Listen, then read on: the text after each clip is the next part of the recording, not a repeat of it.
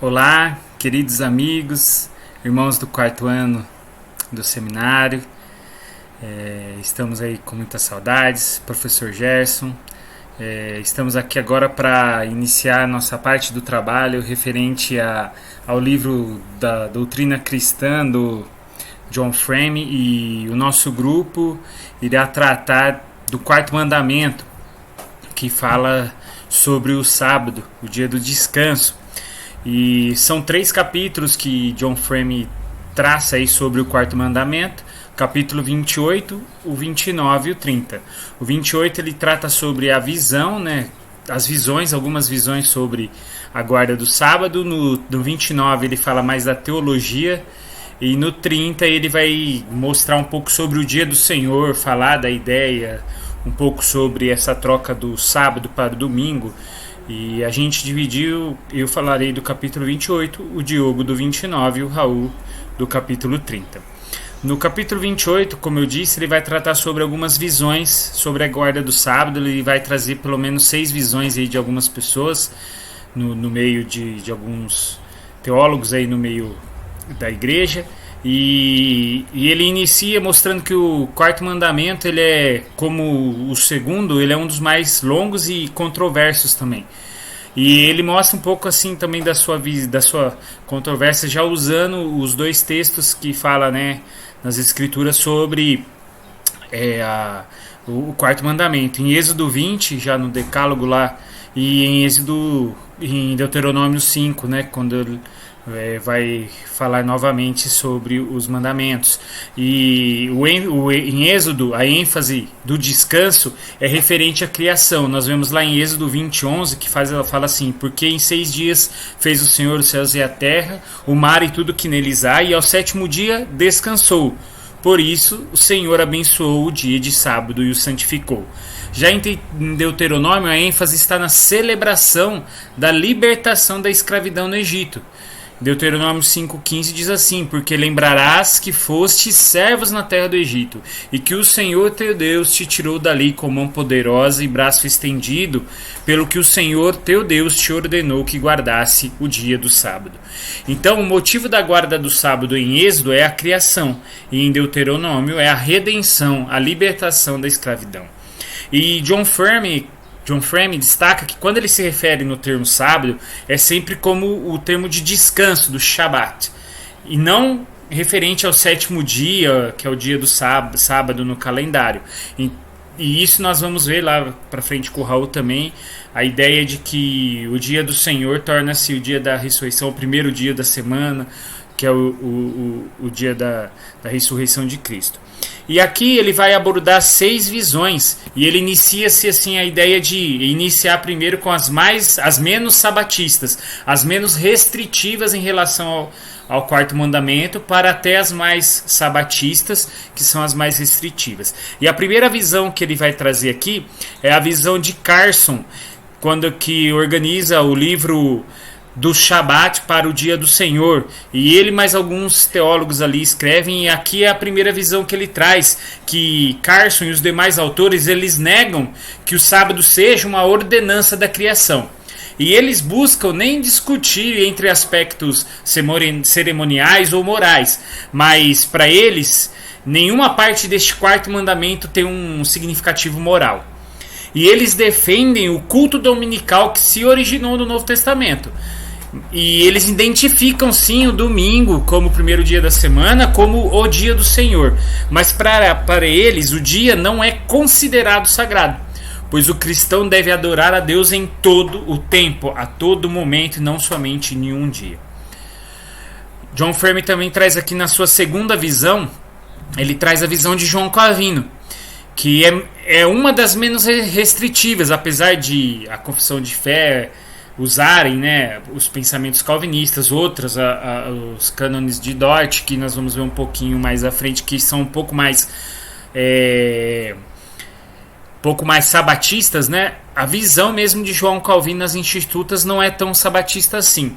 Ele traz o seu entendimento sobre o quarto mandamento nas Institutas. Ele diz assim: primeiro, pois o celeste legislador quis que, sob o descanso do dia sétimo, prefigurasse ao povo de Israel um repouso espiritual, pelo qual devem os fiéis descansar de suas próprias atividades, para que deixem Deus neles operar.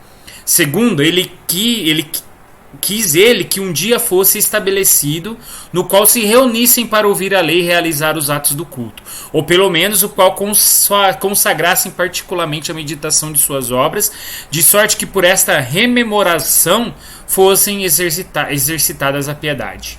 E terceiro, ele ordenou um dia de repouso no qual se concedesse aos servos e aos que vivem sob o domínio de outros para que tivessem alguma suspensão do seu labor.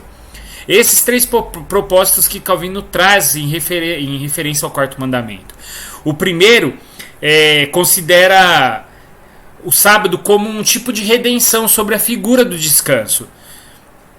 E já nos outros segundos e terceiros do quarto mandamento que ele traz aqui nas Institutas, ele continua a nos mostrar um lado mais literal. E devemos dar descanso aos servos, mas não precisamos ter um tempo estabelecido, um dia estabelecido para adoração. E nesses casos nós vemos que Calvino ele é flexível e, na opinião dele, Deus não exige que o culto da nova aliança seja realizado num dia particular da semana, ou mesmo no intervalo semanal.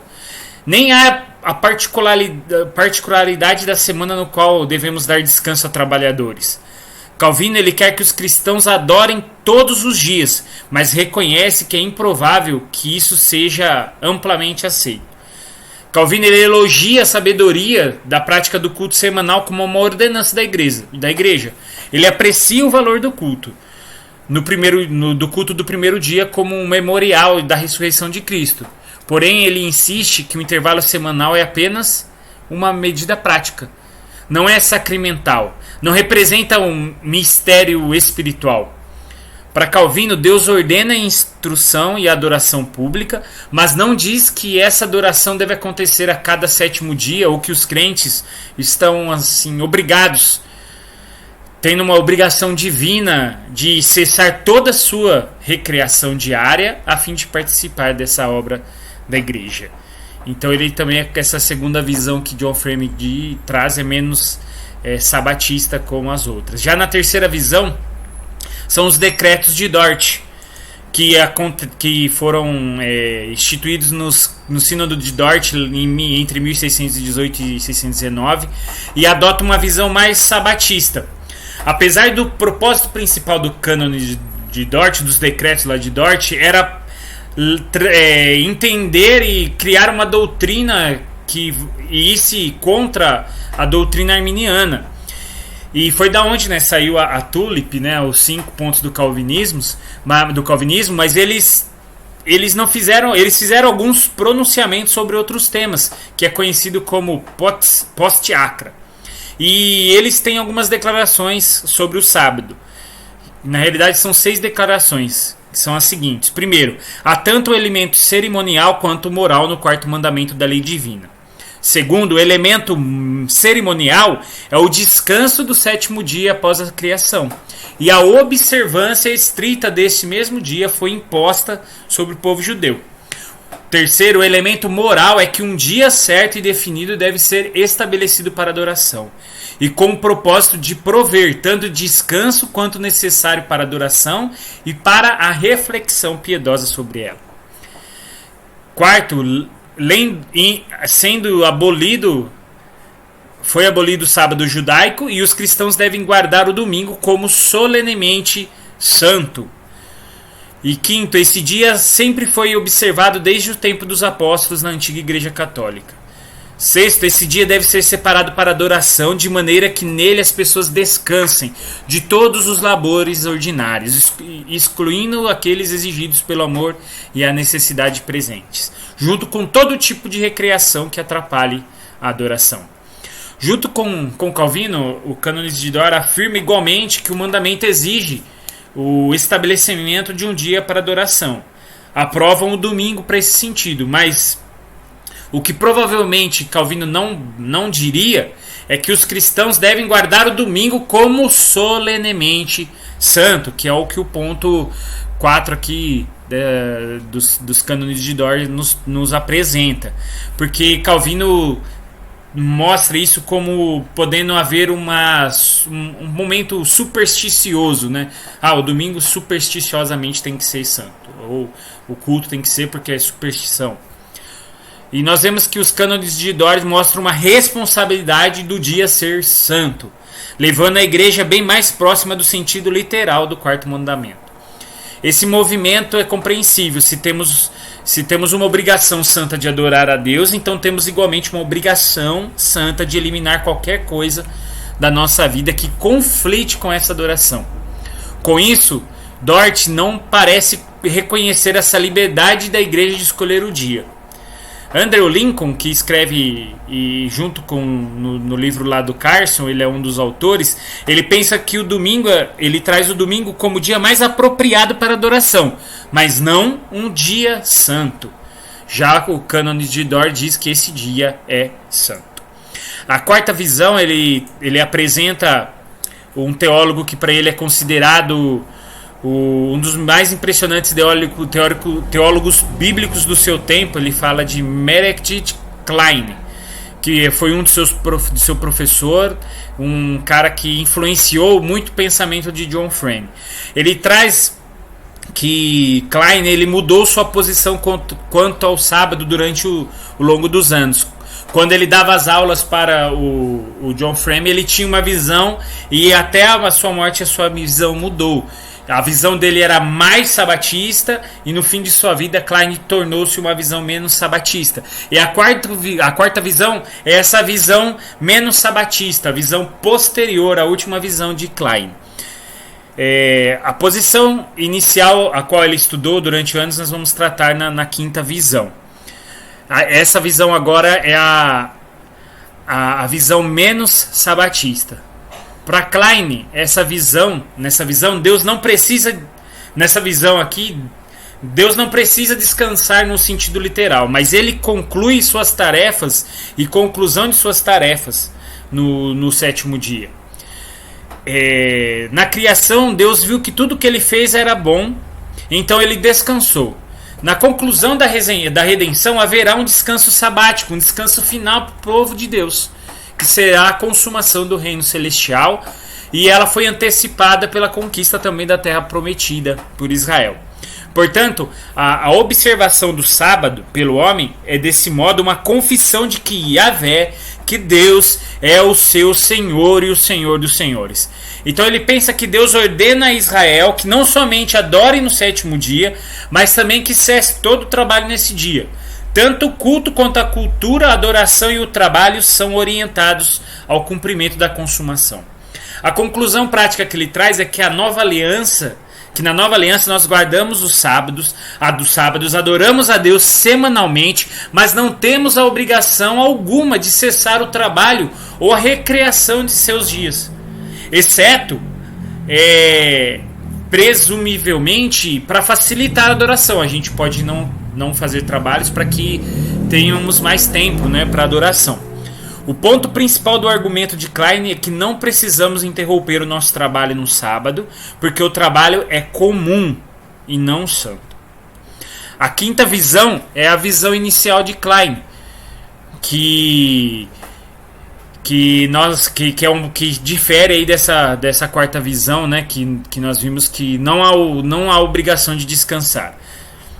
Antes ele argumentava que a nossa responsabilidade primária é de descansar no sábado e que a adoração é um aspecto subordinado da atividade do sábado. Em seus anos iniciais, Kline questionou a posição sobre a qual concordam essas três primeiras posições que a gente apresentou, que a gente já viu, a visão de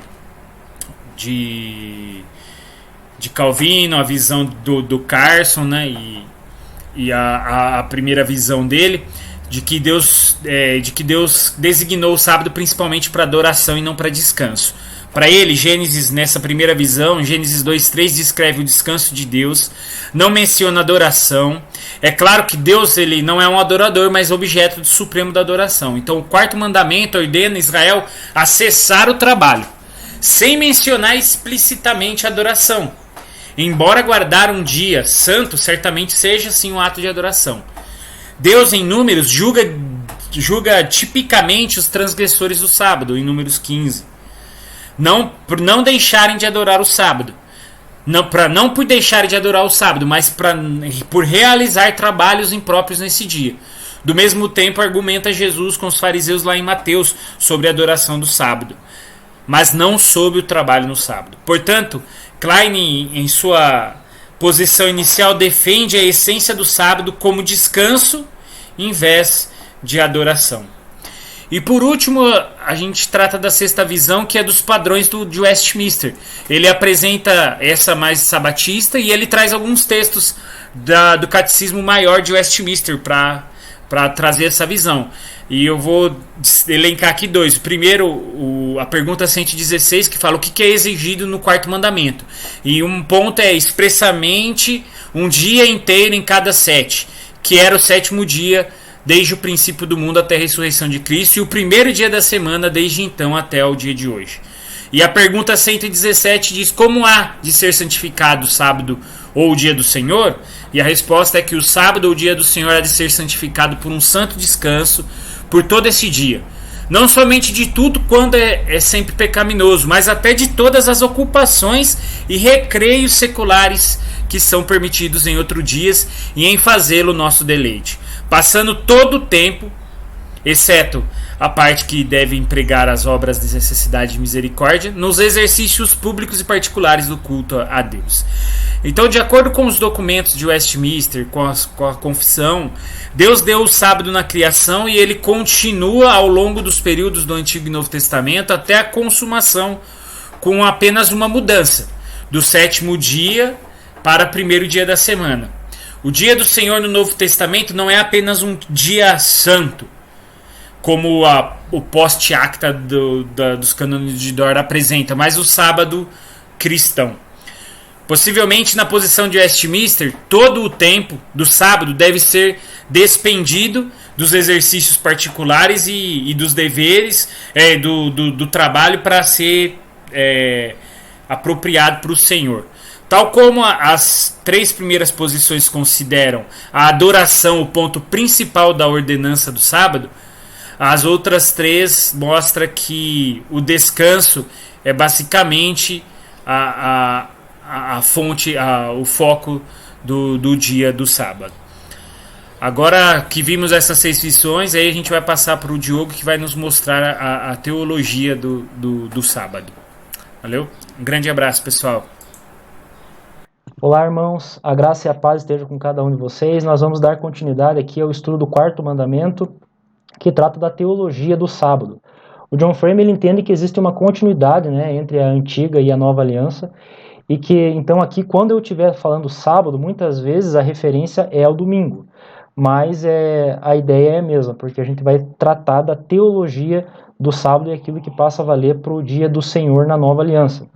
Então, primeiramente, o John Frame ele trabalha com a questão da relação do sábado com a criação, né, que é um aspecto bastante primordial, conforme aparece lá em Gênesis 2, versículo 2 e 3, ele fala: E havendo Deus terminado no dia 7º a sua obra que fizera, descansou nesse dia de toda a sua obra que tinha feito, e abençoou Deus o dia 7º e o santificou, porque nele descansou de toda a obra que como Criador fizera. Seguindo o Merritt Klein, um estudioso bíblico, o John Frame aqui, ele estabelecendo a relação entre os 6 dias da criação com o 7º dia, ele percebe que há 3 aspectos com relação ao sábado. O primeiro deles é a consumação. Então, o 7º dia ele encerra a obra da criação, né? Deus ele escolheu tratar com as suas criaturas de maneira temporal, e os seus propósitos acontecem no tempo, acontecem a partir do tempo. E o sábado ele aponta para a conclusão da obra de Deus, para o término das obras divinas. E isso já introduz, segundo Frame e Klein, o aspecto da escatologia pela primeira vez. Então, o sábado ele já inclui que a criação aponta para um telos, para um fim, né? O segundo aspecto é a questão da entronização. Segundo Klein, Deus criou, né, os céus e a terra para serem seu palácio cósmico.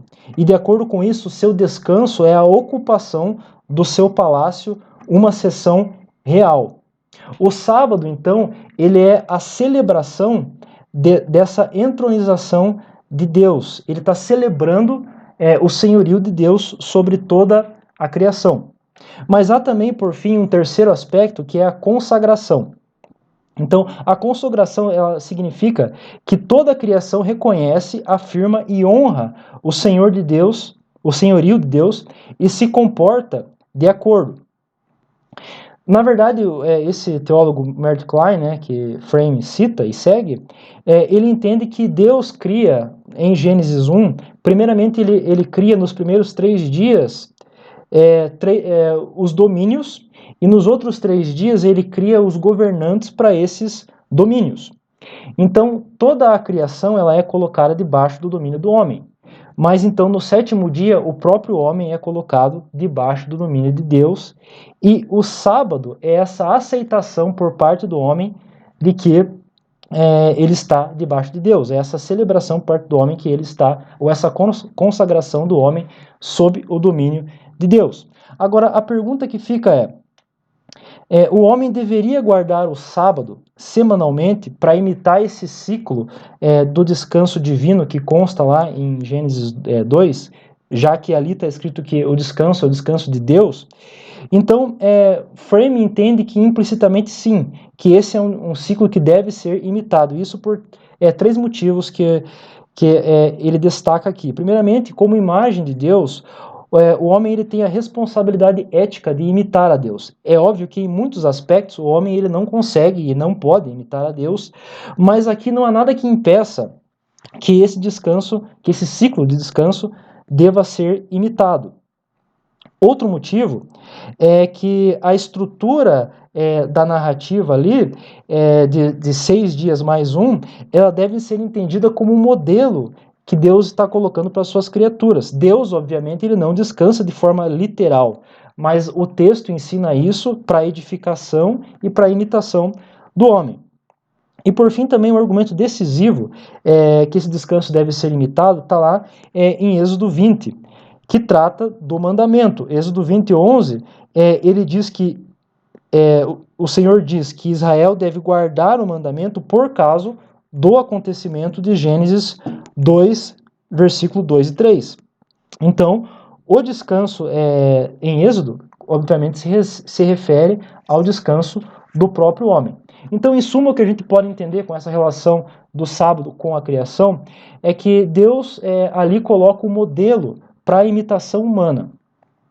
E visto que o sábado é uma ordenança da criação, é bastante improvável que ele seja mutável, ou seja, que ele mudou através da história, porque ele diz respeito ao relacionamento básico entre Deus e o homem.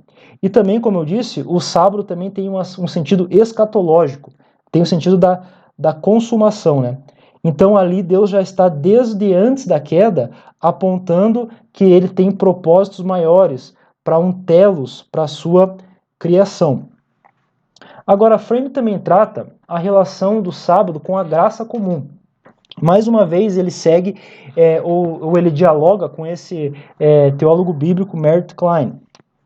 Então, Mert Klein ele tem uma ideia interessante que entende que em Gênesis 3 a 9, Deus ele está estabelecendo a graça comum. Ele vê que lá quando Deus está renovando a aliança com Noé, ele repete 3 ordenanças: trabalho, procriação e mandato cultural. Não há, porém, o reestabelecimento do sábado com Noé. Isso leva Klein a concluir que o sábado é diferente das ordenanças do trabalho, da procriação e do mandato cultural. Essas 3 últimas seriam comuns. Agora, o sábado, na visão dele, seria santo. Disso ele infere, então, disso ele conclui, então, que o descanso sabático só é para trabalhos santos, que aconteceram no Éden, em Israel e no novo céu e na nova terra. Nós, na nova aliança, segundo Klein, não temos a obrigação de parar de trabalhar no sábado, mas temos a obrigação somente de adorar, como aconteceu no período de Noé até Israel. Então, na visão dele, o trabalho cultural segue o padrão da graça comum e não esse padrão sabatista. Frame discorda com essa visão. Na visão Frame discorda de Klein porque ele entende que a graça comum não é um programa cultural, mas é algo que já entrou em operação desde a queda. Nada em Gênesis, pensa Frame, sugere que Deus faz uma distinção entre governos e movimentos culturais santos e não santos. Ainda que ele faça distinção entre pessoas justas, indivíduos justos e ímpios. Então, essa não repetição do sábado na aliança com Noé, ela diz respeito somente à não necessidade dessa repetição. Essa visão de Klein para Frame, ela é especulativa. Então, Frame entende que o sábado estava em vigor mesmo no período de Noé, desde Adão até Moisés, e em Moisés ou com Israel, no Sinai, esse mandamento somente é renovado, o princípio do sábado é somente renovado. Então, essa proibição do trabalho no sábado, que para nós é o domingo, continua em vigor na nova aliança, assim como foi também no período de Noé. Então, com relação à graça comum, ela em nada afeta essa questão do princípio do quarto mandamento. Outro aspecto é a questão da relação do sábado com a redenção. Frame entende que o princípio principal com relação ao sábado é a criação, mas a segunda razão para a guarda do sábado, e no nosso caso do domingo, é a questão da redenção. Então, no quarto mandamento, lá em Êxodo, especificamente Êxodo 20:11, há a ênfase na criação, mas também no versículo 2, todos os mandamentos estão debaixo do seguinte prólogo, né? Eu sou o Senhor teu Deus que te tirei da terra do Egito. Então, a redenção é importante para todos esses mandamentos, inclusive para o sábado. Já na nova aliança, o dia do Senhor é uma resposta à redenção, ou seja, é a celebração da ressurreição de Jesus. E também, Hebreus 3-4, o descanso sabático é visto como a consumação da redenção e a consumação e a recompensa final para o crente. Então, de maneira secundária, também o sábado ou o domingo, né, a guarda do sábado, está diretamente relacionada com a ideia da redenção. Agora a gente vai entrar na temática do trabalho e do descanso. Há uma divergência reformada com relação, na teologia reformada, com relação à questão do descanso e do sábado, ou do domingo. Então, a Confissão de Fé de Westminster, ela entende que a adoração é central no domingo ou no sábado, e o descanso sabático não é necessariamente uma coisa central, mas o descanso diz respeito especialmente a você deixar as suas atividades para você poder adorar. Merritt Klein, ele entende que no sábado, o princípio fundamental é o descanso, né? Ainda que ele não entenda que na nova aliança os crentes eles estão debaixo desse princípio, ele entende que o princípio fundamental do sábado, né, pelo menos na antiga aliança, é o descanso, apesar de que a adoração também é importante. E isso faz muito sentido, e Frame concorda com isso, porque a Escritura ela define o sábado como um dia de descanso, primordialmente. Na Bíblia, a condenação que ocorre no sábado é com relação ao não descanso. E o descanso diz respeito exatamente ao descanso físico, a você cessar com as tuas atividades, né? A você cessar com as atividades primariamente, particularmente, o labor diário com o qual ganhamos a vida. Então, na antiga aliança, os trabalhos que eram proibidos eram os negócios cotidianos, fossem agrícolas, comerciais, e também o trabalho pesado, e até mesmo você começar um fogo novo. Agora, quais são os trabalhos que nós não podemos realizar? Teoricamente, são os mesmos. São os nossos labores diários, são são os trabalhos que nós realizamos nos outros 6 dias e que nós abandonamos nesse dia 7º, exatamente, ou nesse primeiro dia, para que possamos estar nos dedicando especialmente à adoração. Agora, essas proibições de trabalho são modificadas por outros princípios bíblicos, entre eles os princípios bíblicos da necessidade da misericórdia, das obras de necessidade e das obras de misericórdia. Então, essa proibição ela é modificada pelas obras de misericórdia e obras de necessidade que nós veremos à frente.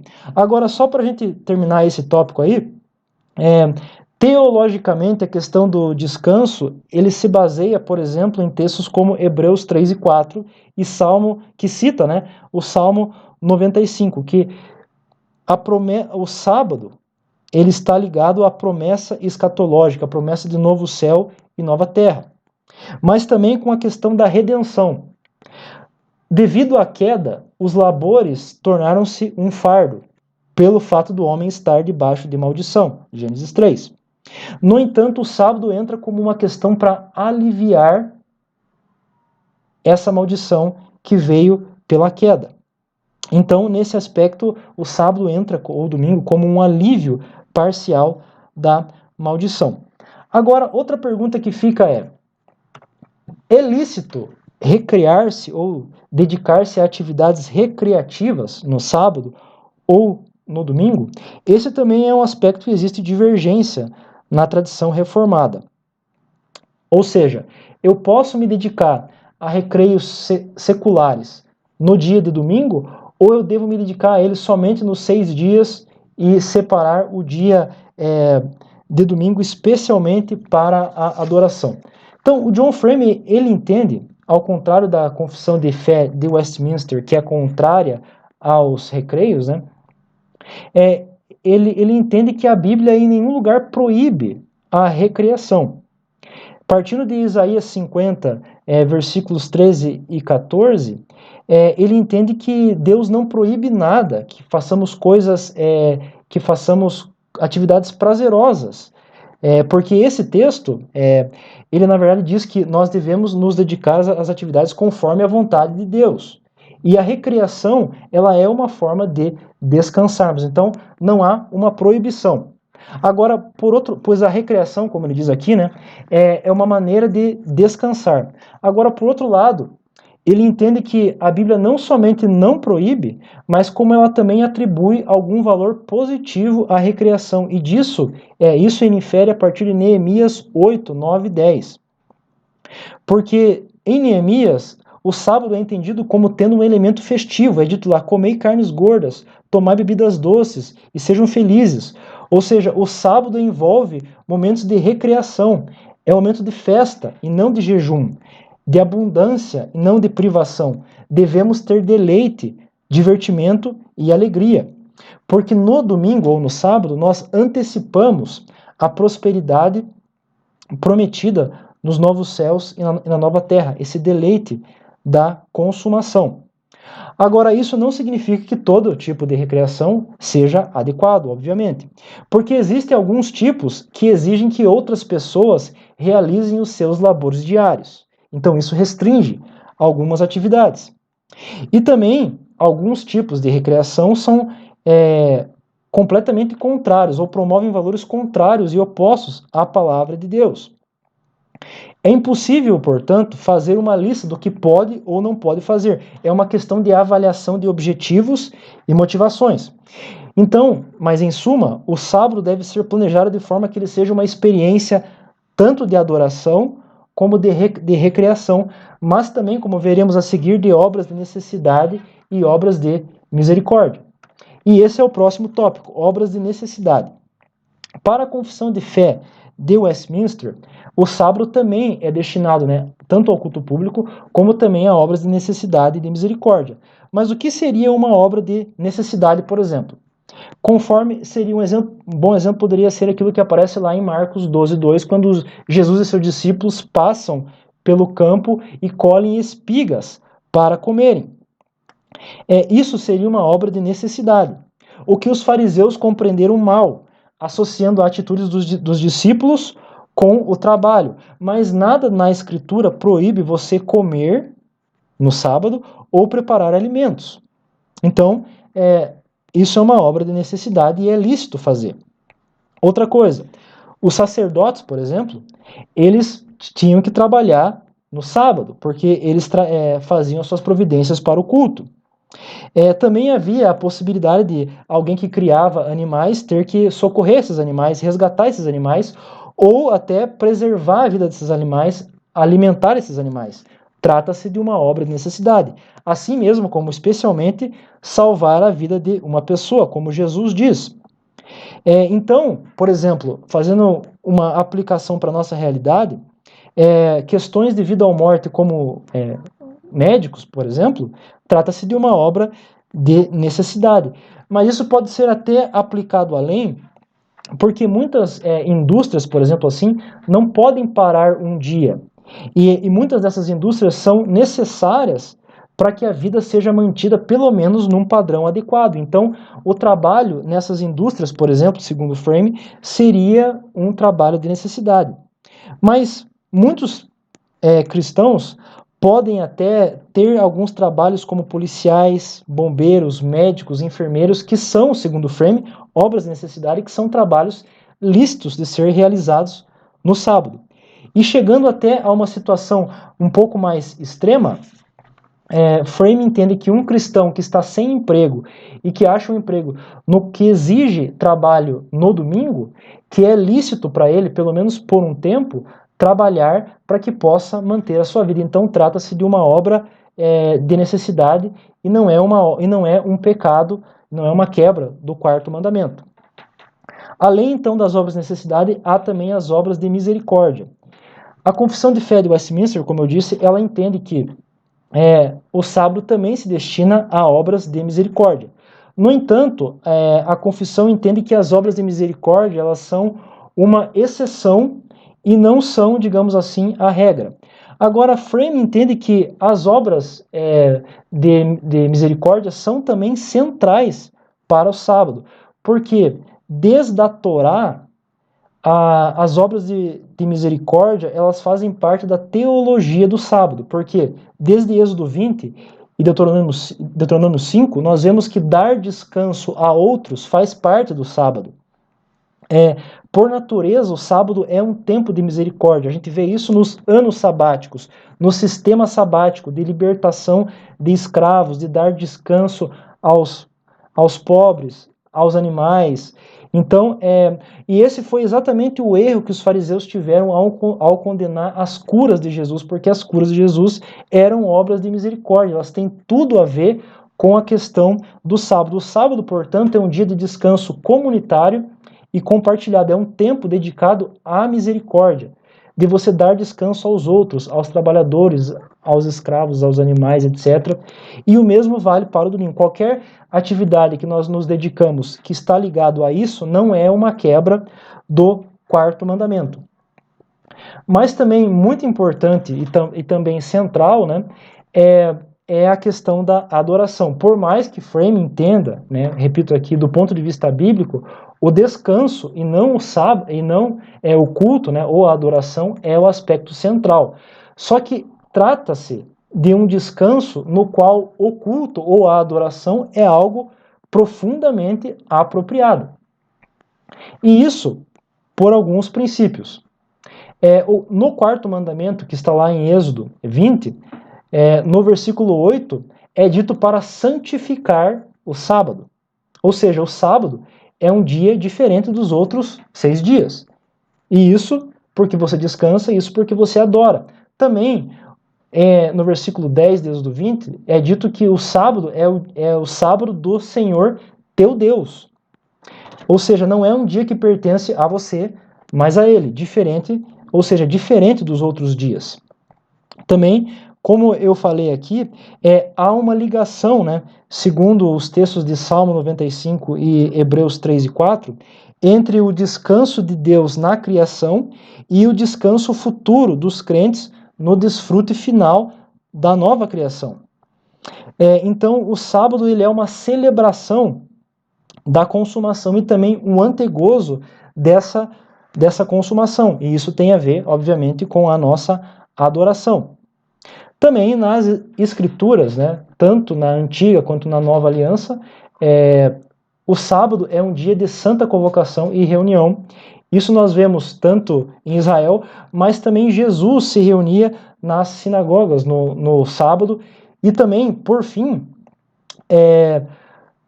em Apocalipse 1:10, o dia do Senhor, o primeiro dia, né, o domingo, ele segue o padrão da ressurreição de Jesus e torna-se, na nova aliança, o dia da adoração dos cristãos. Então, a minha apresentação encerra aqui e eu concluo só dizendo que no sábado nós celebramos o senhorio de Deus ao nos encontrarmos com Ele, ao adorarmos Ele e ao imitarmos Ele no seu descanso, e ele deve ser planejado, o sábado deve ser planejado de tal forma que nós possamos contemplar todos esses aspectos. Então eu passo agora para a próxima parte, que é a parte do Raul, que ele vai trabalhar com o sábado na nova aliança. Bem, eu vou falar um pouquinho sobre o sábado na perspectiva da nova aliança. O sábado na Escritura não é um descanso das nossas próprias tentativas de merecer a salvação pelas nossas obras, mas é um alívio do trabalho gerado pela maldição divina sobre a terra.